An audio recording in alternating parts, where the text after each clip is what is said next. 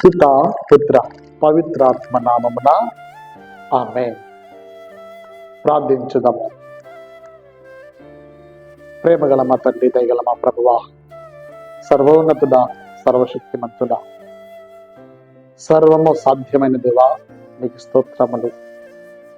శూన్యం నుండి సమస్తాన్ని చేసిన గొప్ప దేవుడవు నీవు కనుక ఆది కాండములో మేము విన్నట్లుగా స్త్రీ పురుషులను అవ్వ ఆదాములుగా సృష్టించి కుటుంబ వ్యవస్థకు మీరు నాంది పలికినారు ప్రభువా, నీకు స్తోత్రములు.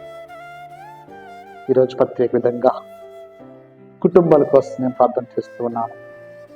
కుటుంబం అంటే మరి ఒక బంగ్లానో లేకపోతే ఇల్లునో కాకుండా కుటుంబం అంటే తల్లి, తండ్రి, సంతానం. అలాంటి కుటుంబాలు ప్రభా ఈరోజు చాలా చోట్ల మేము చూసినట్లయితే విడిపోతున్నాయి, బ్రద్దలైపోతున్నాయి ప్రభు. అలాంటి కుటుంబాలన్నింటినీ మరొకసారి నీ ప్రేమతో నిర్మించమని ప్రార్థన చేస్తున్నాను. అలాంటి కుటుంబాలన్నింటినీ నీ యొక్క శాంతితో నిర్మించమని ప్రార్థన చేస్తున్నాను. అలాంటి కుటుంబాలన్నింటినీ నీ యొక్క ఐక్యత సఖ్యతతో నింపమని ప్రార్థన చేస్తూ ఉన్నాను. అలాంటి కుటుంబాల్లో ప్రభు నీ కృపను నింపమని ప్రార్థన చేస్తూ ఉన్నాను.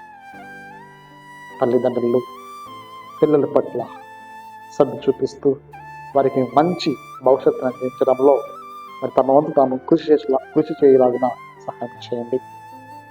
అదేవిధంగా పిల్లలకు కూడా తల్లిదండ్రుల యొక్క మాటను అంగీకరిస్తూ వారికి విధేయత కలిగి చూపిస్తూ నిన్ను కుటుంబ సమేతంగా మహిమపరచలాగిన సహాయం చేయండి.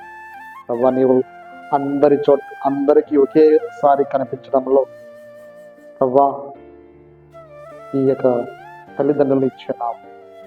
తల్లిదండ్రులే మరి కనిపించని నీ రూపముగా మాకు ఇచ్చున్నావు, నీ స్తోత్రం. కాబట్టి కుటుంబంలో తల్లిదండ్రులకు మంచి ఆయురారోగ్యాలు దయచేయండి. వారి పని పాటలను దీవించండి. వారికి ఆలోచనను ప్రభా పవిత్రపరచండి. పిల్లలు తల్లిదండ్రులు మరి కుటుంబముగా సక్రమైన మార్గంలో, సన్మార్గంలో, విశ్వాస మార్గంలో, నీ ప్రేమ మార్గంలో జీవించలాగా సహాయం చేయండి. అనేక కుటుంబాల్లో ప్రభు గొడవలు, పగలు, ద్వేషాలు